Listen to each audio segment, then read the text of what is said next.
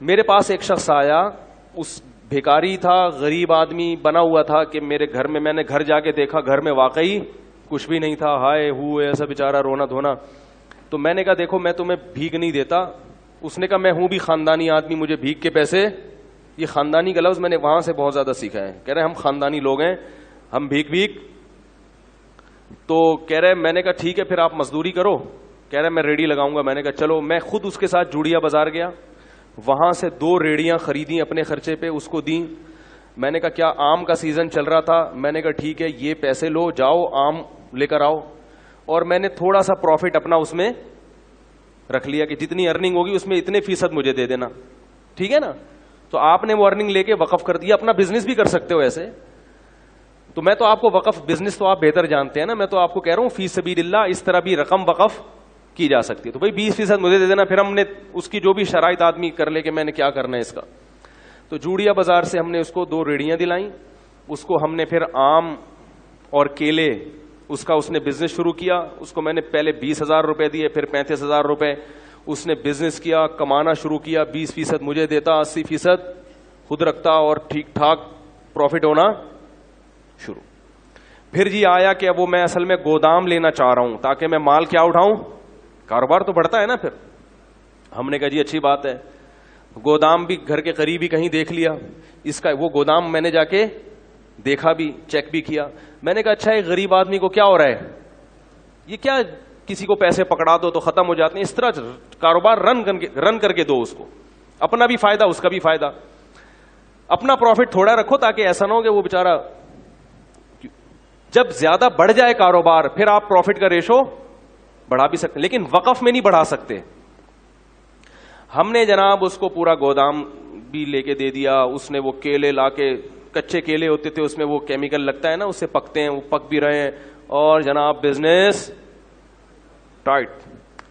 اتنا پروفٹ مجھے شروع ہو گیا کہ اب ہم نے تمیز سے بات کرنا لوگوں سے چھوڑ دیا. سمجھ میں نہیں آ رہا تھا. گاڑی جو ہے ہم کرولا لیں, وٹس پہ ہاتھ ڈالیں, وٹس چھوٹی گاڑی ہے, مزہ نہیں آئے گا. یعنی اس میں بہت بڑا کاروبار ہو گیا. گودام کے گودام بھر گئے بھائی, نواب شاہ سے ڈائریکٹ زمینوں سے مال اٹھ رہا ہے. ٹائم لگتا ہے لیکن بڑھتا ہے کاروبار. اور وہ بندہ بھی فیک نہیں, بالکل نظر آ رہا ہے بھائی, ریڑھی لگاتا ہوا, پیاز آلو پیاز بھی بیچے اس نے. پھر اس نے اپنے بیٹے کو بھی ملا لیا, ملازمین بھی ہو گئے, دے مار 4.5, کیونکہ محنت بہت کر رہا تھا. وہ نظر ایسا آ رہا تھا, کر رہا تھا نہیں کر رہا تھا یہ تو ابھی آپ کو آگے بتاتا ہوں. اب لوگ میرے پاس آنے لگے, مفتی صاحب یار ہم بھی چاہتے ہیں اس کاروبار میں اپنا حصہ ڈالیں. میں نے کہا ٹھیک ہے بھائی, اگر وہ بندہ کما کے دے دیتا ہے تو بھائی قاری صاحب آپ بھی آ جاؤ, بھائی فلاں صاحب. شکر ہے ایک قاری صاحب ہی آئے, وہ بھی مالدار آدمی تھے. اس کے علاوہ پھر میں نے کسی سے, میں نے کہا نہیں بھائی اس کو ایک دیکھتے ہیں, ابھی چلنے تو دو, ابھی تو 1 سال بھی پورے طور پر نہیں ہو سکا. تو جی ہم اس کے گھر بھی جاتے تھے اور وہ ہمارے گھر آتے تھے. بڑا اچھا ماشاءاللہ ہمارا بزنس شروع ہو گیا, اس کو ٹھیک ٹھاک پروفٹ ہونا شروع. لیکن میں نے دیکھا کپڑے وہی اس کے چماروں والے. ہم تو سوچ رہے ہیں کہ چاند پہ پہنچے یا مریخ کا سفر کریں. ابھی امریکہ یورپ تو چھوٹی بات ہو گئی تھی ہمارے لیے نا, ٹھیک ہے, تو خلائی سیارے میں بیٹھتے ہیں, کہیں کائنات کی سیر کر کے آتے ہیں. تو بالآخر ایکسپورٹ کی بات شروع ہو گئی. بھئی اب کب تک غریبوں کی طرح ملک میں جو ہے وہ ٹرک خرید کے بیچتے رہیں ہیں, وہی کنٹینروں پہ بات آنی چاہیے. اب کیا خیال ہے؟ تو جتنے کما رہا تھا نا اس سے ڈبل انویسٹ ہو رہے تھے. بات آ رہی ہے سمجھ میں؟ جیسے آج اتنا پروفٹ دے دیا, 1 مہینے میں اتنا دے دیا, تو اب بھائی کاروبار تو ہر آدمی کہتا ہے بڑھاؤ, تو اور اس کو دے دیے ہم نے پیسے, اور کاروبار نظر آ رہا ہے. آلو پیاز ٹماٹر بھی بکتے ہوئے نظر آ رہے ہیں.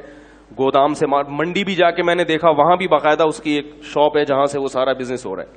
ایک دن وہ میرے پاس آیا, کہنے لگا کہ مولوی صاحب میں تو جا رہا ہوں سفر پہ 10-15 دن کے لیے, تو مال اتارنا ہے منڈی سے, اتنے پیسے مجھے چاہیے, اور یہ پیسے کل ہی میں آپ کو ریٹرن کر دوں گا, اور مجھے جناب پہنچنا ہے. تو میں نے دے دیے اس کو. میں نے کہا یار یہ میرے حج کے پیسے ہیں, کیوں حج کی درخواست میں دینے والا تھا, یہ لے کے کہیں ایسا نہ کہہ رہا یار مسلمان کسی کے حج کے پیسے کھائے گا. ہم نے ایسے ایسے حرام خور دنیا میں دیکھے ہیں کہ آپ کو ہم کیا بتائیں.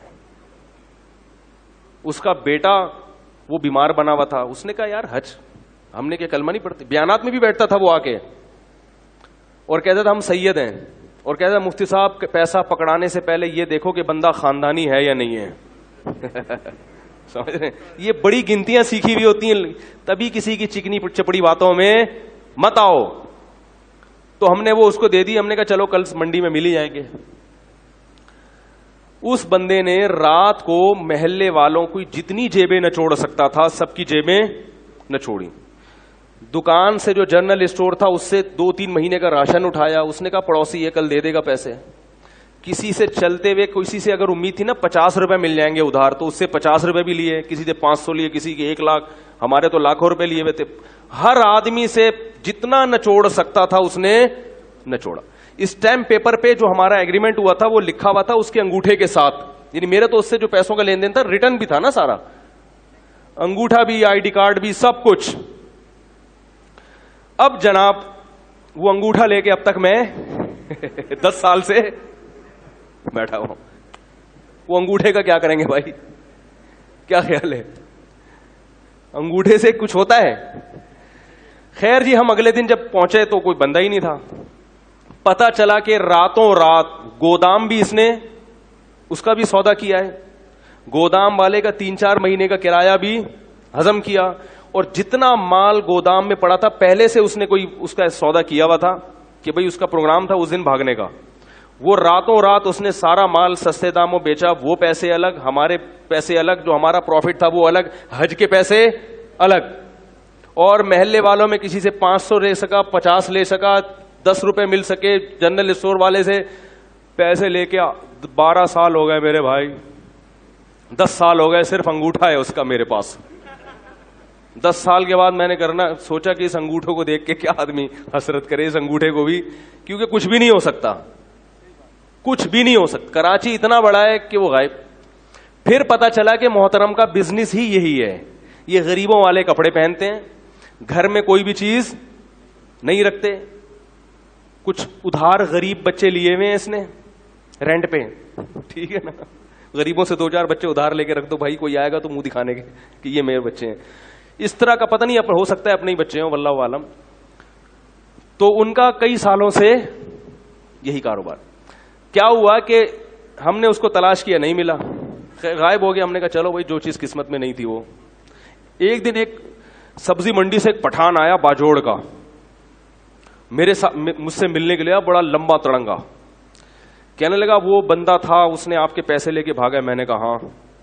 کہہ رہے میں منڈی میں کئی سال سے کاروبار کر رہا ہوں, آج تک مجھے کسی نے چونا نہیں لگایا پوری. کہہ رہے میں اتنا ہوشیار آدمی ہوں کہ مجھے چونا لگانا آسان نہیں ہے. کہہ رہے کہ یہ آدمی مجھ سے کئی لاکھ روپے لے کے. میں نے کہا پھر کیا؟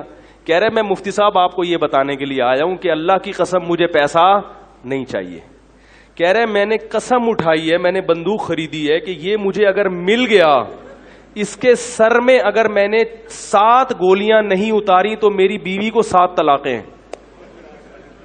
میں نے کہا کیا کر رہا ہے بھائی؟ کہہ رہے نہیں مجھے پیسوں کا غم نہیں ہے, پوری زندگی مجھے کسی نے چونا.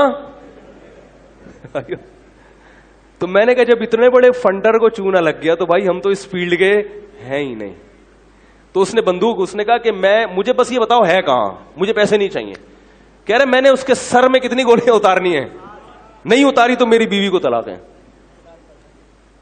تو اس لیے یہ جو ریڑی ویڑی کا میں کہہ رہا ہوں نا, وقف کریں, کسی غریب کو ریڑی لے کے دے دیں تو وہ غریب ہو. بہت, میں یہ نہیں کہہ رہا کہ سارے فراڈی ہی ہوتے ہیں, لیکن واقعی دیکھیں اس فیلڈ میں فراڈیوں کا ریشو بولو بھائی زیادہ ہے.